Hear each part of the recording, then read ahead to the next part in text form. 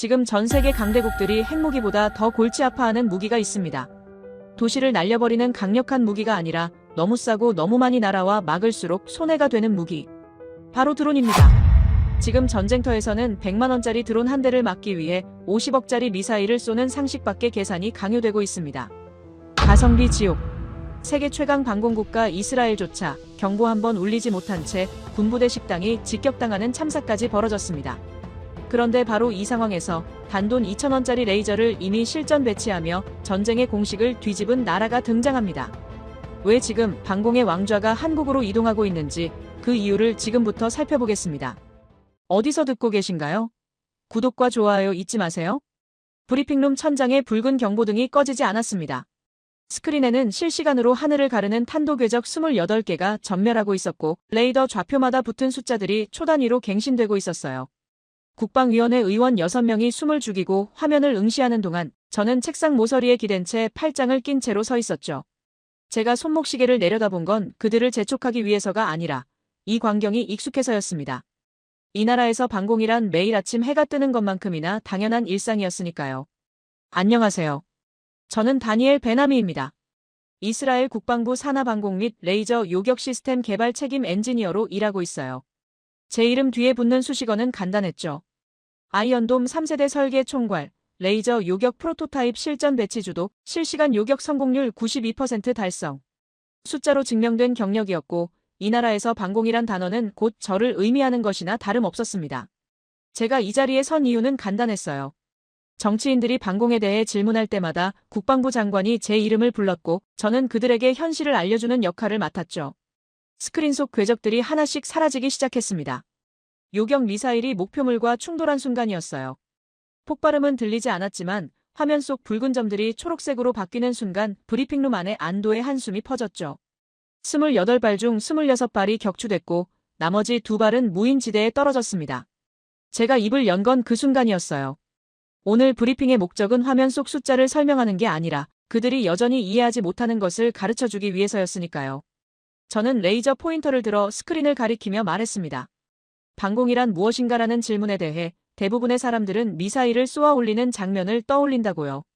하지만 그건 결과일 뿐이고 진짜 방공은 그 이전에 시작된다고 말했어요.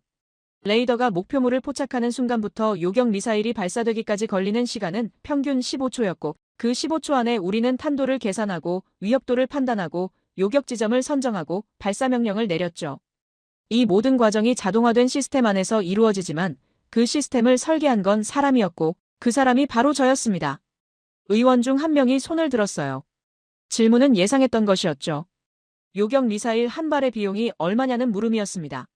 저는 숫자를 그대로 말했어요. 한 발당 약 5천만 원에서 1억 원 사이라고요. 오늘 격추한 26발이면 대략 25억 원이 하늘로 날아간 셈이었죠. 의원은 고개를 끄덕이며 그렇다면 비용 절감 방안은 없느냐고 물었습니다. 저는 웃지 않으려고 애썼어요. 이 질문을 받을 때마다 느끼는 감정은 비슷했죠. 그들은 돈을 이야기하고 저는 생명을 이야기하고 있었으니까요. 저는 스크린을 다시 가리키며 말했습니다.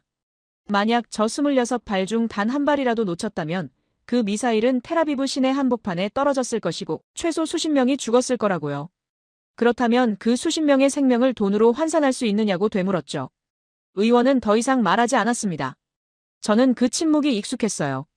제가 이 자리에서 하는 일은 그들에게 선택지를 주는 게 아니라 선택지가 없다는 사실을 깨닫게 하는 것이었으니까요. 그때 다른 의원이 입을 열었습니다. 질문은 조금 달랐어요. 최근 국제방산 전시회에서 한국이 선보인 레이저 대공무기에 대해 들어봤느냐는 물음이었죠. 저는 그 이름을 알고 있었습니다. 블록원이라는 시스템이었고 발표 자료에 따르면 드론 요격 전용으로 개발됐으며 발사 비용이 단돈 2,000원이라는 홍보 문구가 붙어 있었어요. 의원은 그게 사실이냐고 그리고 우리도 그런 시스템을 도입할 계획이 있느냐고 물었습니다. 저는 레이저 포인터를 내려놓고 의원을 똑바로 바라봤어요. 제 대답은 간단했습니다. 의원님, 방공은 미사일을 막아본 나라만이 말할 수 있는 분야라고요. 한국이 레이저 무기를 개발했다는 건 저도 알고 있지만 그들이 실전에서 단 한 발이라도 요격해본 적이 있느냐고 되물었죠. 카탈로그에 적힌 숫자와 실제 전장은 전혀 다른 것이며 우리는 매일 밤 하늘에서 날아오는 것들을 막아내고 있다고 말했습니다. 저는 브리핑룸을 천천히 둘러보며 목소리를 낮췄어요. 2,000원이라는 숫자가 매력적으로 들릴 수도 있지만 그 숫자가 의미하는 건 아무것도 증명되지 않았다는 뜻이라고요. 의원들 사이에서 작은 웅성거림이 들렸습니다. 누군가는 고개를 끄덕였고 누군가는 여전히 의문스러운 표정을 지었어요. 저는 그들의 반응을 읽고 있었죠. 방공에 대해 정치인들이 가장 이해하지 못하는 건 바로 이 지점이었습니다. 기술은 실험실에서 완성되는 게 아니라 실전에서 검증된다는 사실이요. 우리는 이론이 아니라 생존으로 방공을 증명해왔고 그게 바로 이 나라가 지금까지 살아남은 이유였어요. 의원 중 한 명이 조심스럽게 입을 열었습니다. 그렇다면 한국의 시스템은 전혀 쓸모가 없다는 뜻이냐고 물었어요. 저는 고개를 저었죠. 쓸모없다는 게 아니라 검증되지 않았다는 것이고 방산 시장에는 수많은 프로토타입이 있지만 실전 배치까지 가는 건 극소수라고 설명했습니다. 특히 방공 분야는 실패가 곧 사망자를 의미하기 때문에 검증되지 않은 시스템을 도입하는 건 도박이나 다름없다고 덧붙였어요. 저는 잠시 말을 멈췄다가 마지막 문장을 던졌습니다. 방공은 카탈로그로 증명하는 게 아니라 무덤으로 증명하는 것이라고요. 브리핑이 끝나고 의원들이 하나씩 자리에서 일어났습니다. 저는 서류 가방을 챙기며 창밖을 내다봤어요. 텔아비브의 하늘은 맑았고 사람들은 오늘도 평범한 일상을 살아가고 있었죠. 그들은 모르고 있었습니다. 자신들의 머리 위로 얼마나 많은 것들이 날아오고 그것들이 어떻게 사라지는지를요. 저는 그게 당연하다고 생각했어요. 방공이란 보이지 않을 때 가장 완벽한 것이고 저는 그 완벽함을 지키는 사람이었으니까요. 복도를 걸어 나오는 길에 국방부 차관이 제게 다가왔습니다. 그는 오늘 브리핑이 명확했다며 고개를 끄덕였어요. 다만 한 가지, 한국의 레이저 무기를 완전히 배제하는 건 좀 성급한 판단 아니냐고 조심스럽게 물었죠. 저는 잠시 생각했어요. 차관의 질문은 정치적인 것이었고 저는 기술자였습니다. 하지만 제 대답은 변하지 않았어요. 배제가 아니라 우선순위의 문제이고 검증된 시스템이 먼저라고 말했습니다. 차관은 더 이상 묻지 않았죠. 사무실로 돌아온 저는 책상 앞에 앉아 모니터를 켰습니다. 화면에는 오늘 오전에 날아온 보고서가 떠 있었어요. 한국의 블록원 시스템에 대한 기술 분석 자료였죠. 저는 제목만 훑어보고 창을 닫았습니다. 굳이 읽을 필요를 느끼지 못했어요. 전시회 시연 영상과 프레젠테이션 자료는 실전 데이터가 아니었고 방공은 파워포인트로 증명되는 분야가 아니었으니까요. 그날 밤 저는 집으로 돌아가는 차 안에서 라디오를 들었습니다. 뉴스에서는 오늘 오전에 미사일 공격과 요격 성공 소식을 전하고 있었어요. 아나운서는 덕분에 인명피해가 전혀 없었다고 말했죠. 저는 창밖을 내다보며 고개를 끄덕였습니다.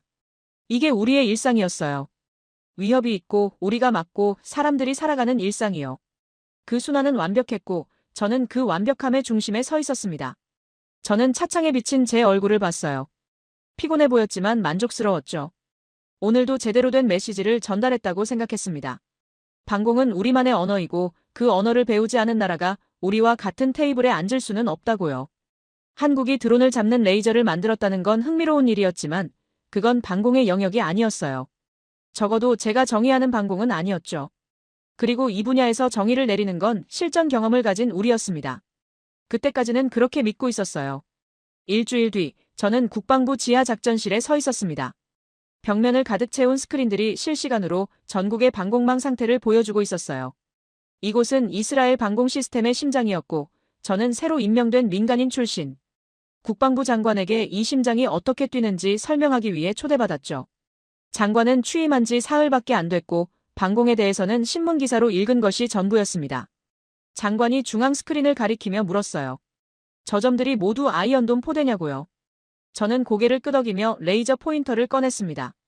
지도 위에 표시된 10개의 붉은 점, 각 포대는 반경 70km 이내의 영공을 담당한다고 설명했어요. 장관은 잠시 계산하는 듯 입술을 움직이더니 물었죠. 그렇다면 전 국토가 커버되는 거냐고요. 저는 그렇다고 대답했습니다. 이스라엘 영토 어디에서든 하늘에서 떨어지는 것은 땅에 닿기 전에 사라진다고요. 장관의 표정이 놀라움에서 의구심으로 바뀌었습니다. 정말 모든 것을 막을 수 있느냐는 질문이었어요. 저는 그 질문이 나올 줄 알고 있었죠. 민간인들은 항상 완벽을 의심했으니까요. 저는 콘솔 담당자에게 신호를 보냈고 스크린에 지난 3년간의 요격 데이터가 떠올랐습니다. 총 4,211발의 위험 목표물 중 3,864발 요격 성공. 성공률 91.8%였어요. 장관은 스크린을 뚫어지게 바라봤습니다.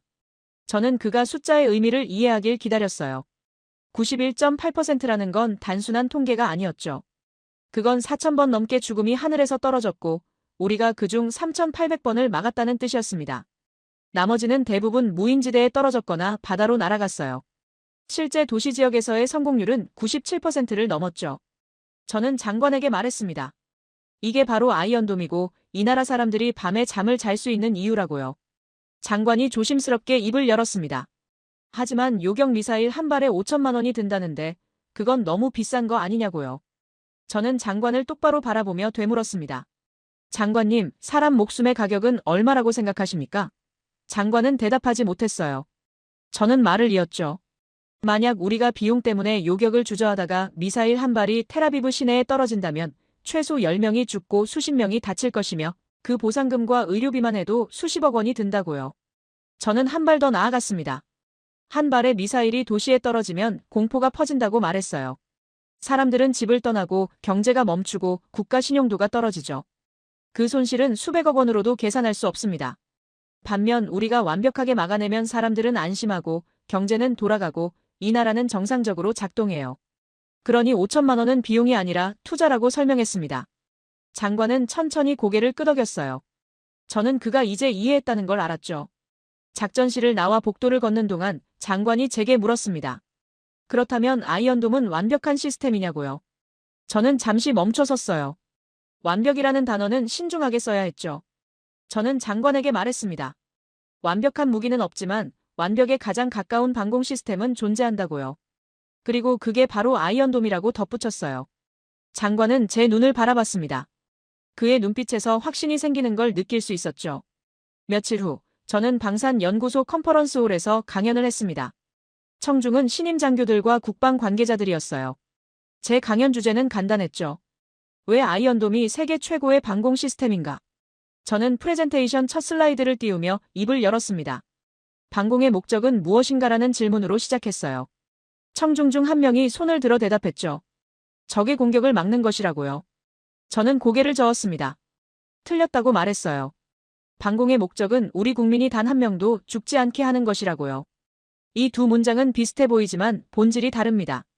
첫 번째는 기술의 문제고 두 번째는 철학의 문제예요. 아이언돔은 기술로 만들어졌지만 철학으로 작동하는 시스템이라고 설명했죠. 청중석이 조용해졌습니다. 저는 다음 슬라이드를 넘겼어요. 화면에는 아이언돔의 작동 원리가 나타났습니다.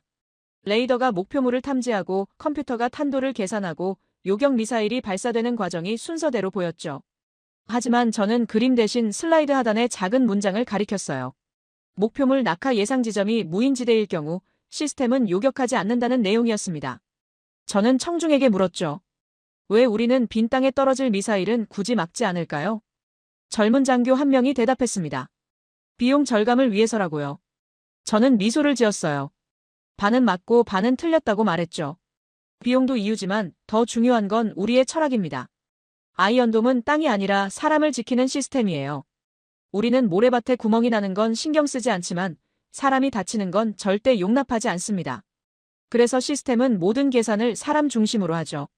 이게 바로 아이언돔이 다른 방공 시스템과 다른 점이라고 설명했어요. 강연이 끝나고 질의응답 시간이 왔습니다. 한 국방 관계자가 손을 들었어요. 아이언돔에도 약점이 있지 않느냐는 질문이었죠. 예를 들어 동시에 수백 발의 로켓이 날아온다면 어떻게 되느냐고요. 저는 그 질문을 기다리고 있었습니다. 저는 단상에서 내려와 청중석 사이를 천천히 걸으며 말했어요. 좋은 질문이라고요.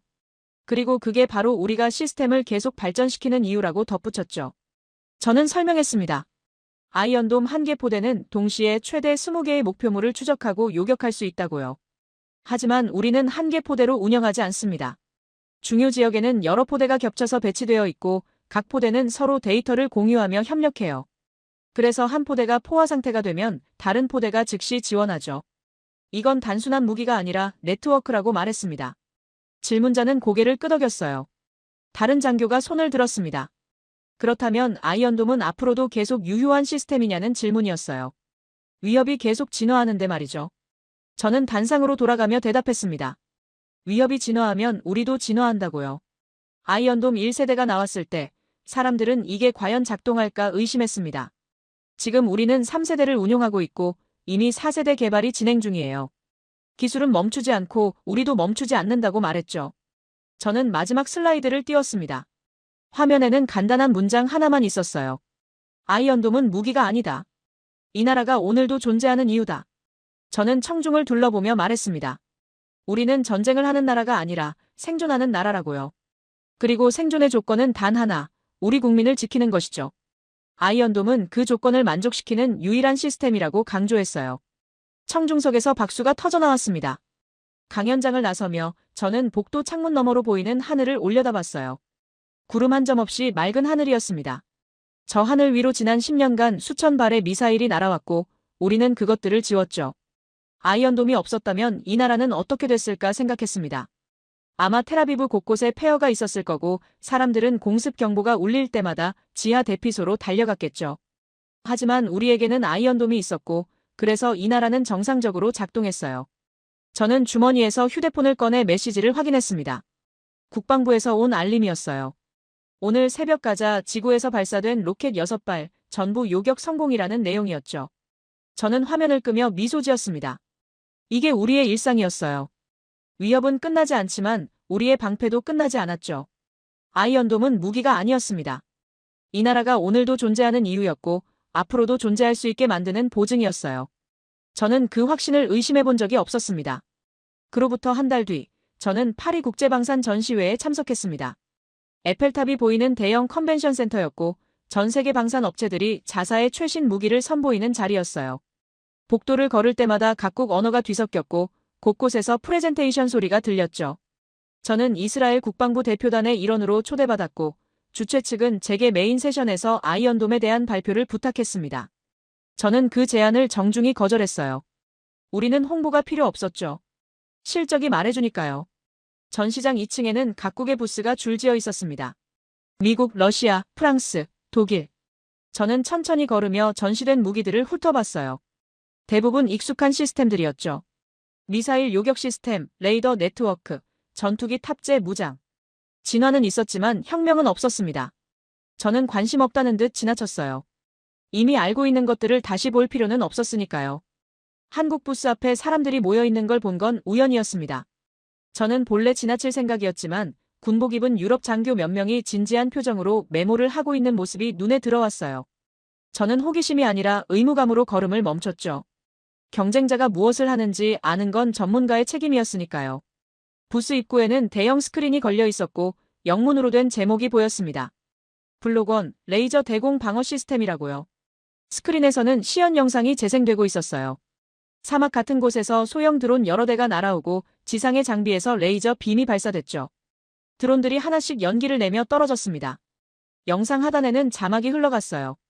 요격시간 3초, 발사비용 2,000원, 드론 전용 시스템. 저는 팔짱을 끼고 화면을 바라봤습니다. 깔끔한 편집이었어요. 하지만 그게 전부였죠. 한국 측 담당자가 영어로 설명을 시작했습니다. 그는 젊었고 열정적이었어요. 블록원은 기존 미사일 방어 시스템과 달리 소형 드론에 특화된 무기라고 말했죠. 레이저를 사용하기 때문에 탄약이 필요 없고 발사 비용은 전력비만 계산하면 된다고 덧붙였습니다.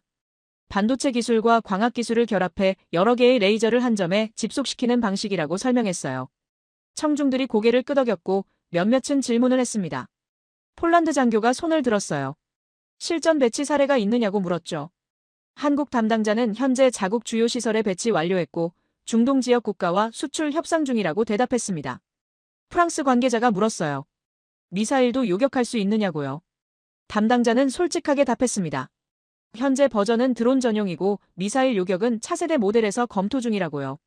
저는 그 대답을 듣고 속으로 고개를 끄덕였어요. 적어도 거짓말은 하지 않는군요. 담당자가 마지막 슬라이드를 띄웠습니다. 화면에는 비용 비교표가 나타났어요. 기존 미사일 방어 시스템 대비 블록원의 운용 비용 절감 효과를 보여주는 그래프였죠. 숫자는 인상적이었습니다. 드론 한 대를 격추하는데 기존 시스템은 5천만 원, 블록원은 2,000원.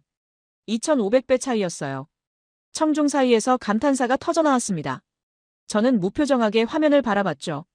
프레젠테이션이 끝나고 질의응답 시간이 왔습니다.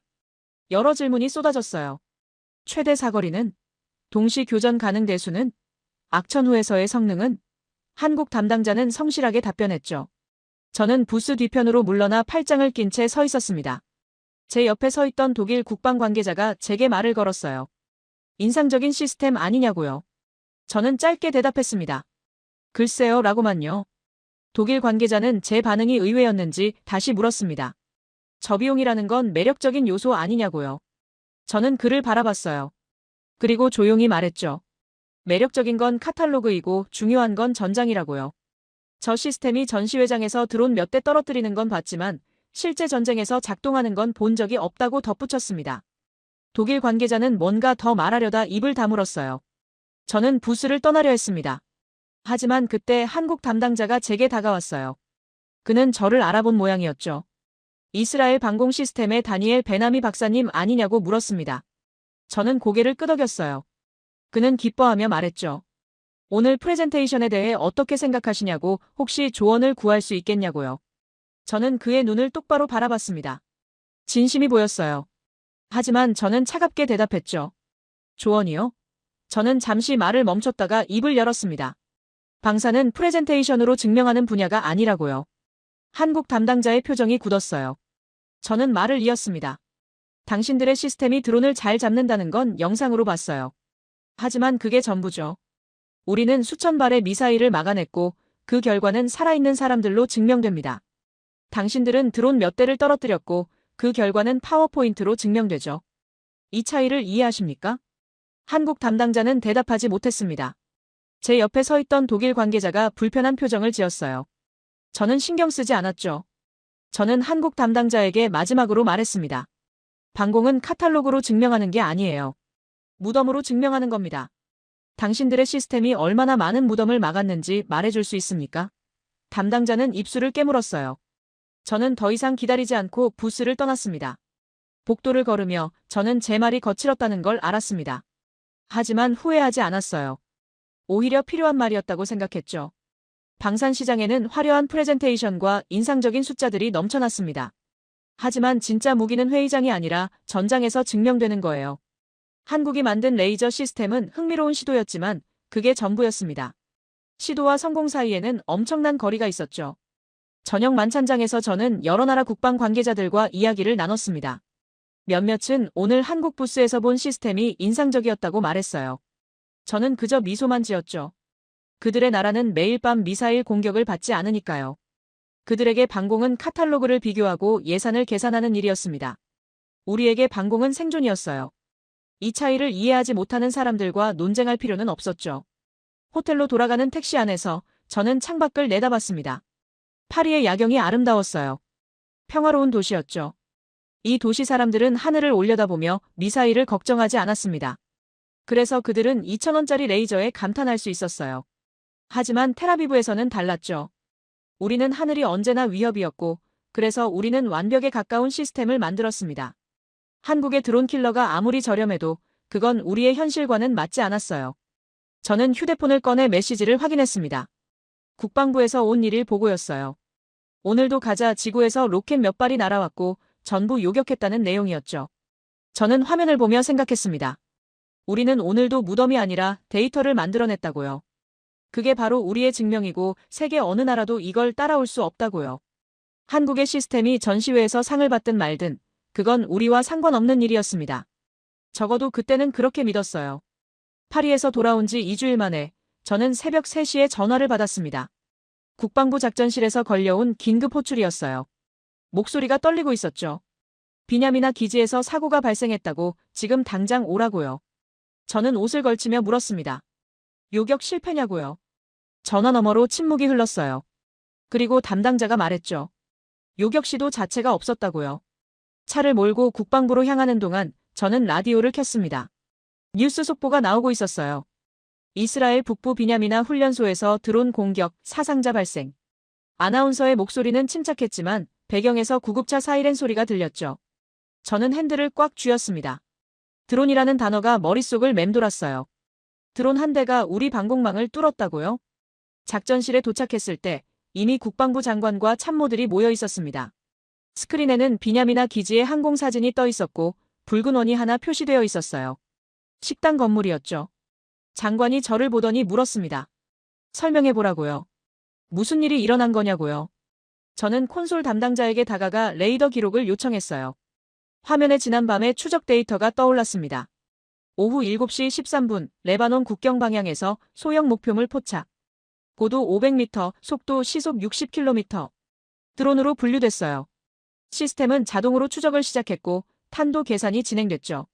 하지만 7시 14분 목표물이 레이더에서 사라졌습니다. 저는 화면을 확대했어요. 사라진 지점을 분석했죠. 목표물은 산악 지형 뒤로 들어갔다가 신호가 끊겼습니다. 저는 당시 상황실 기록을 불러왔습니다. 담당 오퍼레이터가 상급자에게 보고했어요. 목표물 신호 소실, 지형 간섭으로 추정. 상급자가 물었죠. 추락 가능성은? 오퍼레이터가 대답했습니다. 산악 지형에서 저속 비행 중 신호 상실, 추락했을 가능성이 크다고요. 상급자는 잠시 생각하다가 지시했어요. 계속 모니터링하되 경보는 보류하라고요. 저는 화면을 멈췄습니다. 바로 이 순간이었죠. 장관이 물었습니다. 왜 경보를 울리지 않았느냐고요. 저는 대답했어요.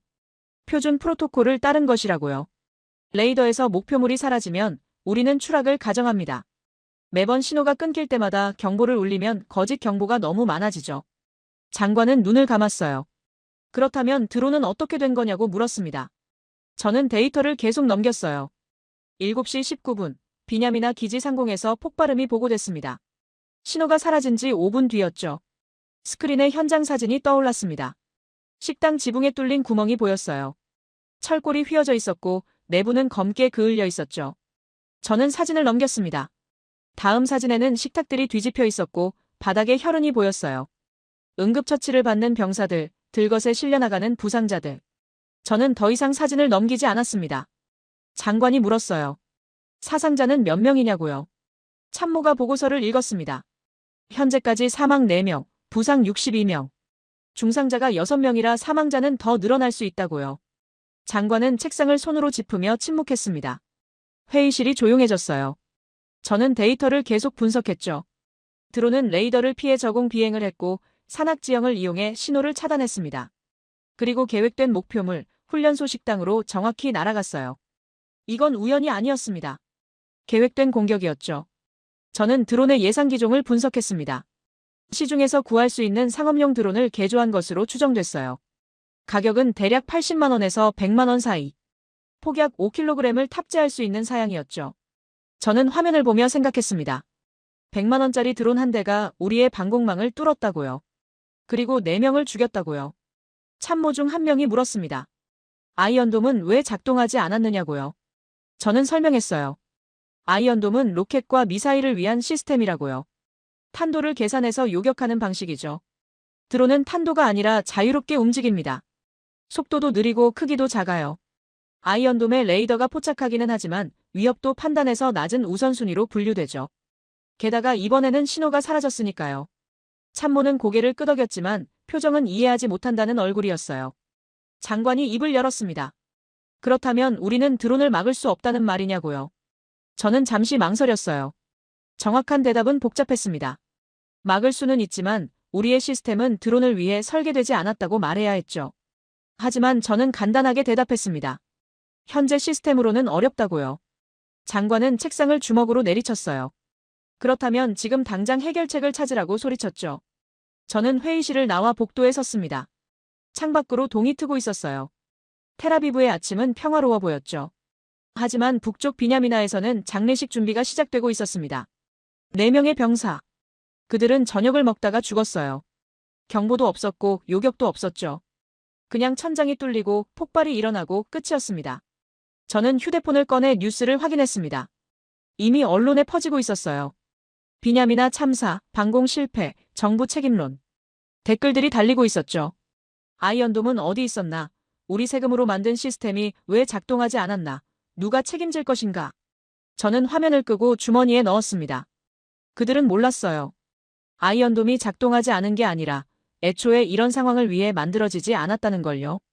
작전실로 돌아가자 참모들이 모여 대책을 논의하고 있었습니다. 누군가는 레이더 감도를 높이자고 했고 누군가는 드론 탐지 전용 시스템 도입을 제안했어요. 저는 그들의 대화를 들으며 생각했습니다. 우리는 10년 넘게 미사일을 막는 데 집중했죠. 그리고 완벽에 가까운 시스템을 만들었어요. 하지만 전쟁은 바뀌고 있었고 우리는 그걸 놓쳤습니다. 장관이 회의를 마무리하며 말했습니다. 일주일 안에 대책을 보고하라고요. 드론 방어 시스템을 검토하고 필요하면 해외 도입도 고려하라고 덧붙였죠. 참모들이 고개를 끄덕이며 자리를 떠났어요. 저는 홀로 작전실에 남아 스크린을 바라봤습니다. 비냐미나 기지의 항공사진이 여전히 떠 있었고 붉은 원이 식당을 가리키고 있었어요. 저는 생각했습니다. 100만 원짜리 드론 한 대가 우리의 신화를 흔들었다고요. 아이언돔은 완벽했지만 완벽은 우리가 정의한 범위 안에서만 완벽했어요. 우리는 미사일을 막았지만 드론은 생각하지 않았죠. 파리 전시회에서 본 한국의 레이저 시스템이 떠올랐습니다. 발사 비용 2,000원, 드론 전용. 저는 그때 그걸 무시했어요. 지금 비냐미나에서는 4명의 시신이 영안실로 옮겨지고 있었죠. 저는 스크린을 끄고 작전실을 나왔습니다. 해가 떠오르고 있었지만 그날 아침은 어둡게 느껴졌어요.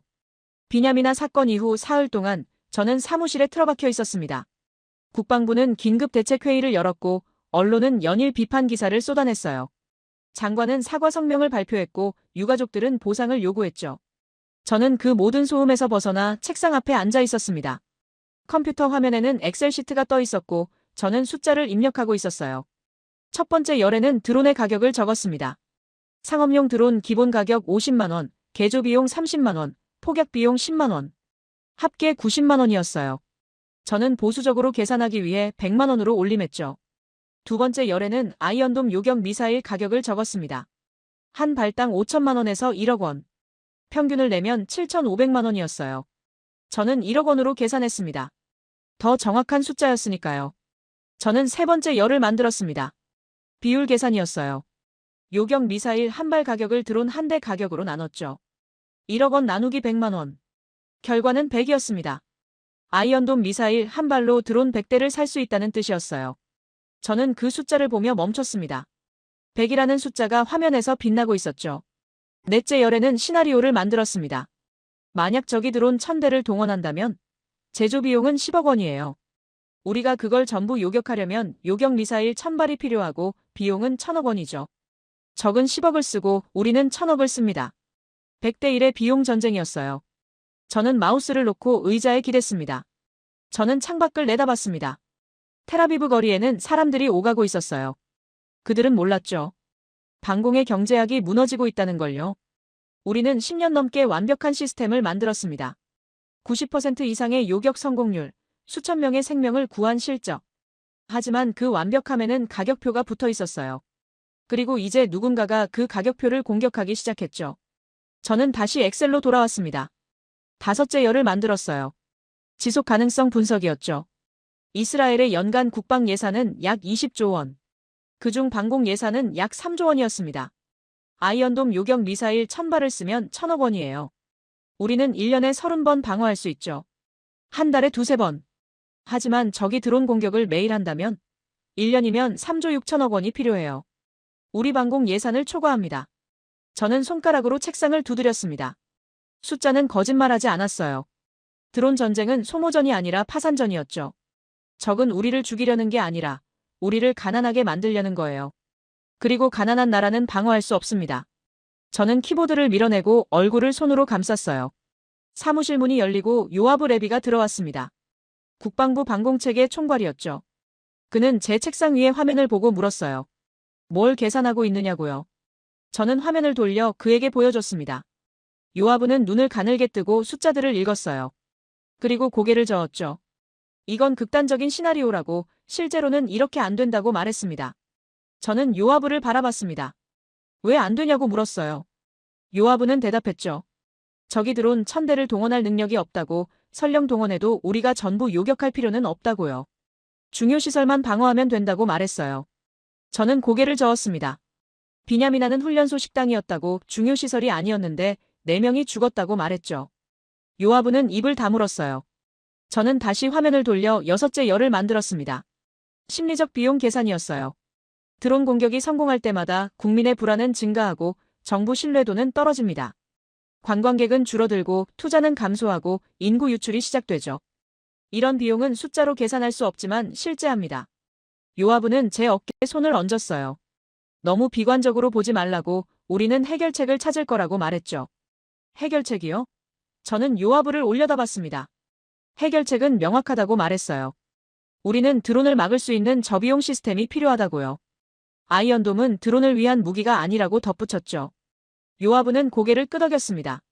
그래서 우리가 지금 검토하고 있지 않냐고, 레이저 무기 도입을 포함해서 말이에요. 저는 아무 말도 하지 않았습니다. 파리에서 본 한국 부스가 떠올랐죠. 요하브가 사무실을 나간 뒤 저는 혼자 남았습니다. 화면에는 여전히 숫자들이 나열되어 있었어요. 100대 1, 1000억대 10억, 파산까지의 시간. 저는 마지막 행의 결론을 적었습니다. 현재 방공체계는 지속 가능하지 않다. 타자를 치는 손가락이 떨렸어요. 제가 10년 넘게 믿어온 시스템을 부정하는 문장이었죠. 저는 파일을 저장하고 컴퓨터를 껐습니다. 사무실이 어두워졌어요. 저는 창가로 걸어가 밖을 내다봤죠. 해가 지고 있었고 거리에는 불이 켜지기 시작했습니다. 평화로운 저녁이었어요. 하지만 저는 알고 있었죠. 이 평화는 비용으로 유지되고 있고 그 비용은 점점 감당할 수 없게 되고 있다고요. 집으로 돌아가는 차 안에서 저는 라디오를 켰습니다. 뉴스에서는 비냐미나 사건 피해자 장례식 소식을 전하고 있었어요. 4명의 병사 중 1명은 19살이었고 군 복무 시작한 지 석 달밖에 안 됐다고 했죠. 저는 라디오를 껐습니다. 더 이상 듣고 싶지 않았어요. 다음 날 아침, 저는 평소보다 일찍 사무실로 갔습니다. 아무도 없는 복도를 걸으며 저는 결심했어요. 이제는 인정해야 한다고요. 우리의 방공 철학이 틀렸다고요. 아니, 틀린 게 아니라 시대가 바뀌었다고 해야겠죠. 미사일의 시대는 가고 드론의 시대가 왔습니다. 그리고 드론의 시대에는 새로운 계산법이 필요했어요. 완벽이 아니라 지속 가능성, 파괴력이 아니라 경제성. 저는 사무실 문을 열며 생각했습니다. 이제 답을 찾아야 한다고요. 파리에서 본 그 시스템을 다시 들여다봐야 한다고요. 일주일 동안 저는 세계 각국의 드론 방어 시스템 자료를 뒤졌습니다. 미국의 레이저 무기는 개발 단계였고 독일 시스템은 전시회 프로토타입에 불과했어요. 러시아 제품은 수출 금지였고 중국 무기는 신뢰할 수 없었죠. 저는 책상 위에 쌓인 서류들을 보며 깨달았습니다. 실전 배치된 시스템은 단 하나뿐이었어요. 한국의 블록원. 파리에서 제가 조롱했던 그 시스템이었죠. 저는 전화기를 들고 망설였습니다. 한국 대사관 번호가 화면에 떠 있었어요. 손가락이 떨렸죠. 파리에서 저는 한국 담당자에게 무례하게 굴었습니다. 방공은 카탈로그가 아니라 무덤으로 증명되는 거라고 당신들은 증명하지 못했다고 말했어요. 그런 제가 지금 그들에게 도움을 청해야 한다니. 저는 눈을 감고 통화 버튼을 눌렀습니다. 한국 대사관 담당자는 제 이름을 듣고 잠시 침묵했어요. 그리고 조심스럽게 물었죠. 무슨 일로 연락하셨느냐고요. 저는 떨리는 목소리로 말했습니다. 블록원 시스템에 대해 더 알고 싶다고. 면담이 가능하냐고요. 담당자는 놀란 듯 했어요. 이스라엘이 우리 시스템에 관심이 있냐고 되물었죠. 저는 솔직하게 대답했습니다. 관심이 아니라 필요하다고요. 우리에게는 당신들이 유일한 선택지라고 말했어요. 이틀 뒤, 저는 텔아비브 한국 대사관 회의실에 앉아 있었습니다. 맞은편에는 한국방산업체 대표단이 있었고 그중 김도윤이 있었어요. 블록원 개발 책임자라고 다시 소개했죠. 저는 그를 똑바로 볼 수 없었습니다. 파리에서 제가 그에게 했던 말들이 떠올랐어요. 저는 고개를 숙이며 입을 열었죠. 먼저 사과하고 싶습니다. 저는 목소리를 낮췄어요. 파리에서 제가 무례했습니다. 당신들의 시스템을 제대로 보지도 않고 판단했죠. 저는 틀렸어요. 김도윤은 가만히 저를 바라봤습니다. 그리고 조용히 말했죠. 괜찮다고, 그런 반응에 익숙하다고요. 저는 그 말이 더 부끄러웠습니다. 저는 계속 말했어요. 우리에게 문제가 생겼다고요. 비냐미나에서 드론 한 대가 우리 방공망을 뚫었고 4명이 죽었습니다. 우리 시스템은 드론을 막을 수 없어요. 계산해봤는데 아이언돔으로 드론을 막으면 우리가 먼저 파산합니다. 저는 서류 가방에서 제가 만든 엑셀 파일을 꺼내 테이블 위에 놓았죠. 숫자들이 빼곡히 적힌 종이였어요. 100대 1, 1000억대 10억, 파산까지의 시간. 김도윤은 서류를 집어들고 천천히 읽었습니다. 저는 그가 읽는 동안 기다렸어요. 제 계산이 틀렸기를, 제가 과장했기를 바랐죠. 하지만 김도윤은 고개를 끄덕이며 서류를 내려놨습니다. 맞다고, 이게 드론 전쟁의 본질이라고 말했어요. 경제성 전쟁이라고 덧붙였죠. 저는 그 말에 안도했습니다. 적어도 저만 미친 게 아니었어요. 저는 김도윤에게 간청했습니다. 당신들의 시스템을 보여달라고요. 어떻게 2,000원으로 드론을 잡는지, 어떻게 193대를 요격했는지 알고 싶다고 말했죠. 저는 제 자존심이 무너지는 걸 느꼈어요. 일주일 전만 해도 저는 세계 최고의 방공 전문가였습니다. 지금은 답을 구걸하는 사람이었죠.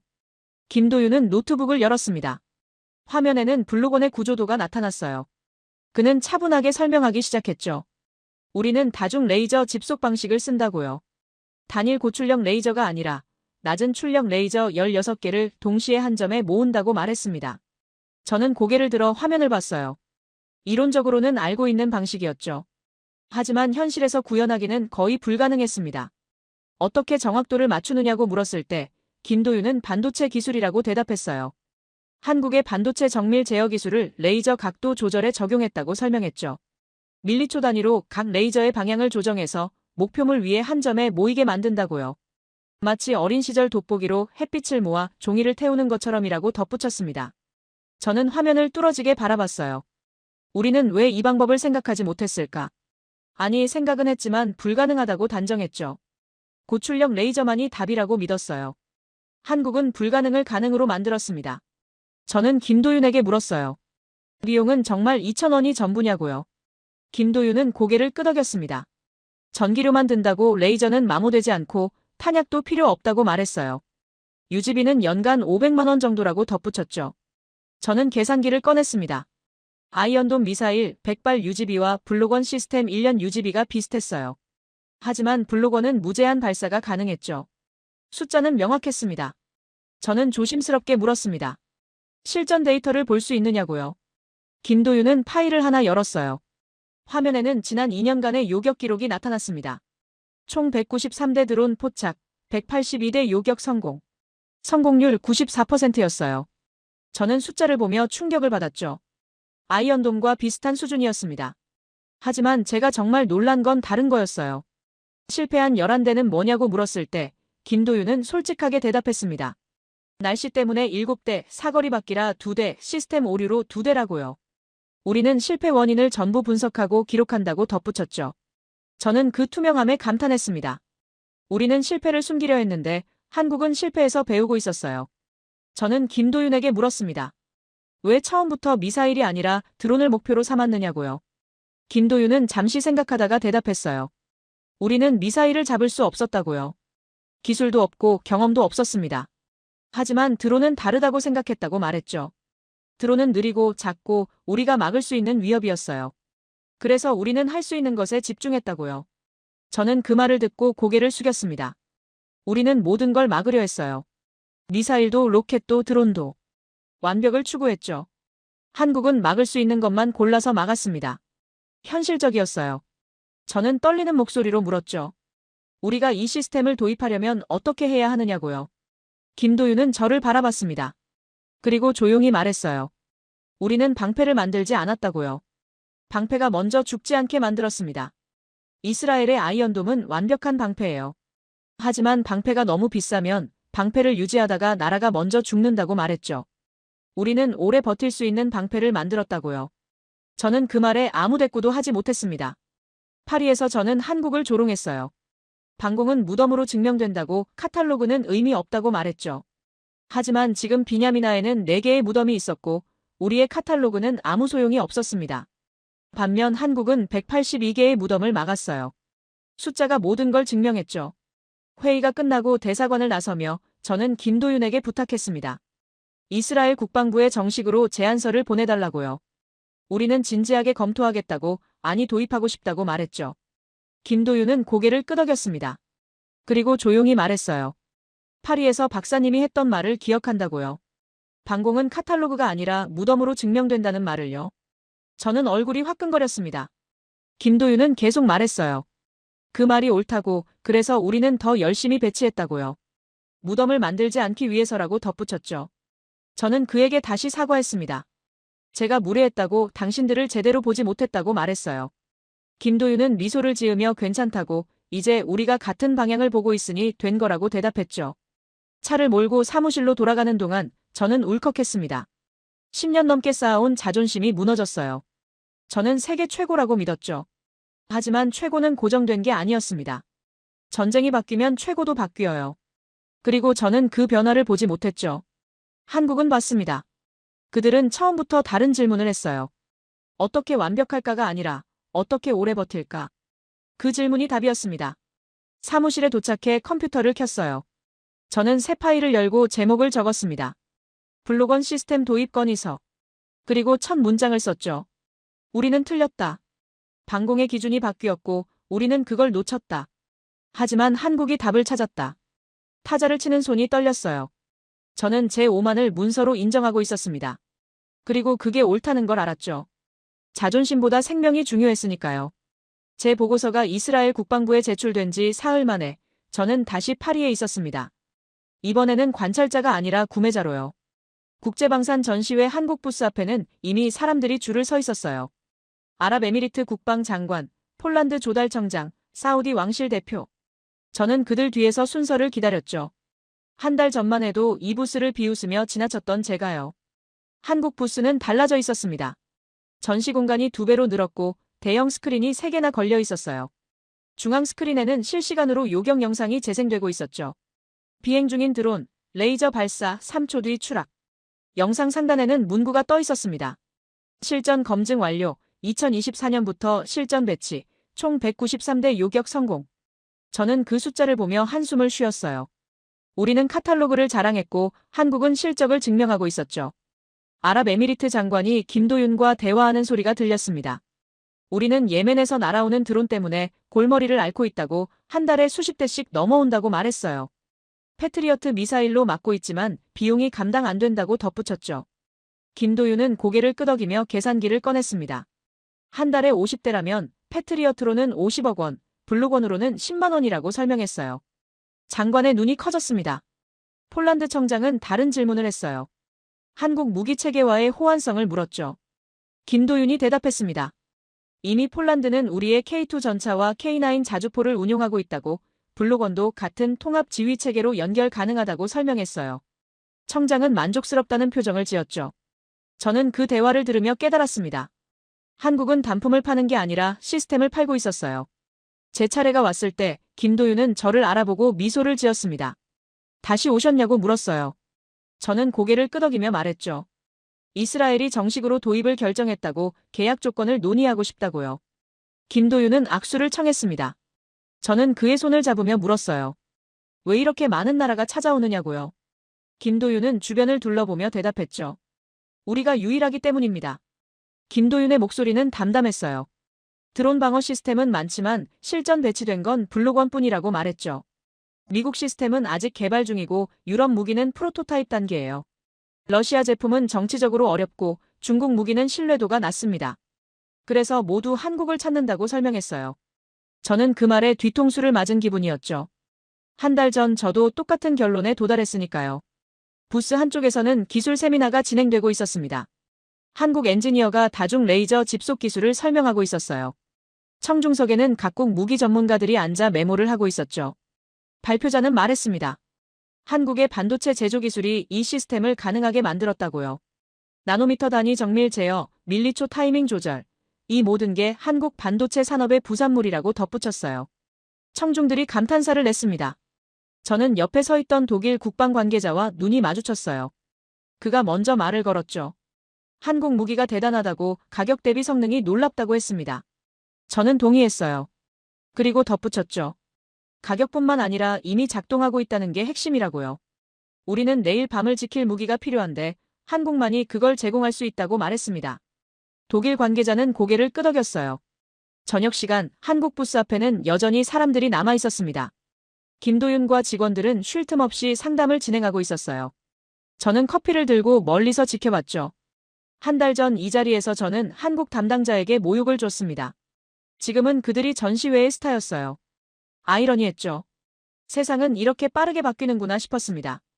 다음 날 회의장에서 패널 토론이 열렸습니다. 주제는 미래 방공체계의 변화였어요. 저도 패널로 초청받았죠. 사회자가 질문했습니다. 드론 위협에 대한 해법은 무엇이냐고요. 미국 전문가가 먼저 답했어요.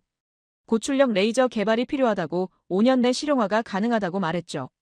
유럽 전문가는 전자전 시스템을 강조했습니다. 제 차례가 왔을 때 저는 솔직하게 말했습니다. 해법은 이미 나와 있다고요. 한국의 블록원이 그것이라고 덧붙였죠. 청중석이 웅성거렸어요. 저는 계속 말했습니다. 우리는 완벽한 시스템을 기다릴 여유가 없다고, 지금 당장 작동하는 무기가 필요하다고 강조했어요. 그리고 한국만이 그걸 제공하고 있다고 말했죠. 청중들이 박수를 쳤습니다.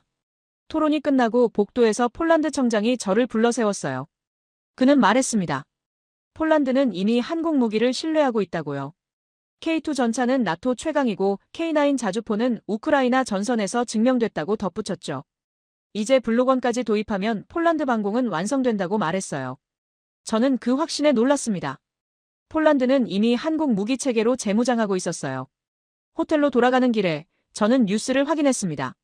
한국 방산 수출이 사상 최대치를 경신했다는 기사가 보였어요. 폴란드, 아랍에미리트, 사우디, 호주까지 세계가 한국 무기를 찾고 있었죠. 기사는 말했습니다.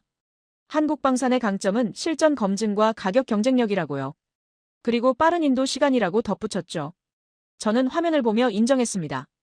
한국이 새로운 기준을 만들고 있다고요. 다음 날 아침, 저는 한국방산업체 본사를 방문하기로 했습니다. 계약 세부 사항을 논의하기 위해서였어요. 사무실에 들어섰을 때 벽면에 걸린 지도가 눈에 들어왔죠. 세계 지도 위에 붉은 핀이 박혀 있었습니다. 폴란드, 아랍에미리트, 사우디, 이스라엘, 호주, 싱가포르. 블록원이 수출되거나 협상 중인 국가들이었어요. 저는 그 지도를 보며 생각했습니다. 1년 전만 해도 이 회사는 전시회에서 무시당했죠. 지금은 세계가 줄 서서 기다리고 있었습니다. 김도윤이 회의실로 안내했어요. 테이블 위에는 계약서 초안이 놓여 있었죠. 저는 서류를 펼치며 물었습니다. 인도 기간은 얼마나 되느냐고요. 김도윤은 대답했어요. 6개월이라고 이미 생산 라인이 가동 중이라서 빠르게 공급 가능하다고 설명했죠. 저는 놀랐습니다. 다른 나라 무기는 통상 2년 이상 걸리는데요. 김도윤은 웃으며 말했습니다. 우리는 수요를 예상했다고요. 비냐미나 사건 이후 문의가 폭주할 걸 알았다고 덧붙였죠. 그래서 미리 증산 체제를 갖췄다고 설명했어요. 저는 그 준비성에 감탄했습니다. 한국은 기술만 앞선 게 아니라 시장도 읽고 있었어요. 계약서에 서명하며 저는 김도윤에게 물었습니다. 앞으로 계획은 뭐냐고요? 김도윤은 잠시 생각하다가 대답했어요. 차세대 모델 개발 중이라고, 블록2는 사거리를 5km로 늘리고 미사일도 요격 가능하게 만들 계획이라고 말했죠. 그리고 궁극적으로는 아이언돔처럼 모든 위협을 막는 통합 시스템을 목표로 한다고 덧붙였습니다. 저는 펜을 내려놓았어요. 한국은 드론에서 시작해서 결국 우리 영역까지 넘보고 있었죠. 하지만 저는 위협을 느끼지 않았습니다. 오히려 안심이 됐어요. 기술은 진화하고 경쟁은 발전을 만들죠. 한국이 우리를 자극하면 우리도 더 나아질 겁니다. 이게 건강한 시장이라고 생각했어요. 공항으로 가는 택시 안에서 저는 창밖을 내다봤습니다. 파리의 거리는 평화로웠어요. 하지만 저는 알고 있었죠. 이 평화는 누군가의 기술로 지켜지고 있다고요. 한 달 전에는 그게 우리였습니다. 지금은 한국도 그 역할을 나눠 갖게 됐어요. 아니, 어쩌면 한국이 더 큰 몫을 가져가고 있는지도 모르죠. 저는 휴대폰을 꺼내 메모했습니다. 한국 무기 도입은 시작일 뿐, 우리도 진화해야 한다고요. 비행기에 오르며 저는 뒤를 돌아봤습니다. 파리 하늘은 맑았어요. 하지만 중동과 유럽 어딘가에서는 드론이 날아오고 있었고, 그걸 막는 건 이제 한국 무기였죠. 세계는 이미 방향을 틀었습니다. 한국을 향해서요. 저는 좌석에 앉아 눈을 감았어요. 오만했던 제가 배웠고 세계도 배우고 있었습니다. 방공의 왕좌는 영원하지 않다는 걸요. 그리고 새로운 왕좌는 계산과 실용으로 만들어진다는 걸요. 이스라엘로 돌아온 지 한 달 뒤, 저는 예루살렘 국제안보포럼에 연사로 초청받았습니다. 매년 열리는 행사였고 세계 각국의 국방장관과 군 수뇌부가 참석하는 자리였어요. 올해 제 발표 주제는 방공체계의 미래였죠. 조직위원회는 제게 30분을 줬습니다. 저는 이틀 밤을 새워 발표 자료를 준비했어요. 제 경력 중 가장 중요한 발표가 될 거라는 걸 알았으니까요. 강연장에는 500명이 넘는 청중이 앉아 있었습니다. 미국 국방부 차관, 나토 사령관, 유럽 각국 국방장관들이 보였어요. 한국 대표단도 앞쪽에 앉아 있었죠. 김도윤의 얼굴이 보였습니다. 저는 심호흡을 하고 단상에 올랐어요. 조명이 켜지고 첫 슬라이드가 스크린에 떴습니다. 제목은 간단했어요. 방공의 왕좌, 그리고 그 이동. 저는 천천히 입을 열었습니다. 10년 전 이스라엘은 방공 분야에서 세계 최고였다고요. 아이언돔은 90% 이상의 요격 성공률을 자랑했고 수천 명의 생명을 구했죠. 우리는 자부심이 있었습니다. 그리고 그 자부심은 정당했어요. 저는 잠시 말을 멈췄어요. 하지만 자부심이 오만이 되는 순간 우리는 변화를 보지 못한다고 덧붙였습니다. 다음 슬라이드를 넘겼어요. 비냐미나 훈련소 식당 사진이 나타났습니다. 뚫린 지붕, 부서진 식탁들. 청중석이 조용해졌어요. 저는 말했습니다. 지난 3개월 전 100만 원짜리 드론 한 대가 우리 방공망을 뚫었다고요. 4명의 병사가 죽었고 요격 미사일은 단 한 발도 발사되지 않았죠. 경보조차 울리지 않았습니다. 우리는 그날 깨달았어요. 완벽한 시스템도 시대가 바뀌면 무력해진다는 걸요. 저는 슬라이드를 넘기며 계속했습니다. 아이언돔은 틀리지 않았다고요. 그건 지금도 세계 최고의 미사일 방어 시스템입니다. 하지만 전쟁은 바뀌었어요. 적은 더 이상 비싼 미사일만 쏘지 않습니다. 싼 드론을 수백 대 날려보내죠. 그리고 우리가 그걸 막으려면 1,000억 원이 듭니다. 적은 10억 원을 쓰고 우리는 1,000억을 쓰는 전쟁.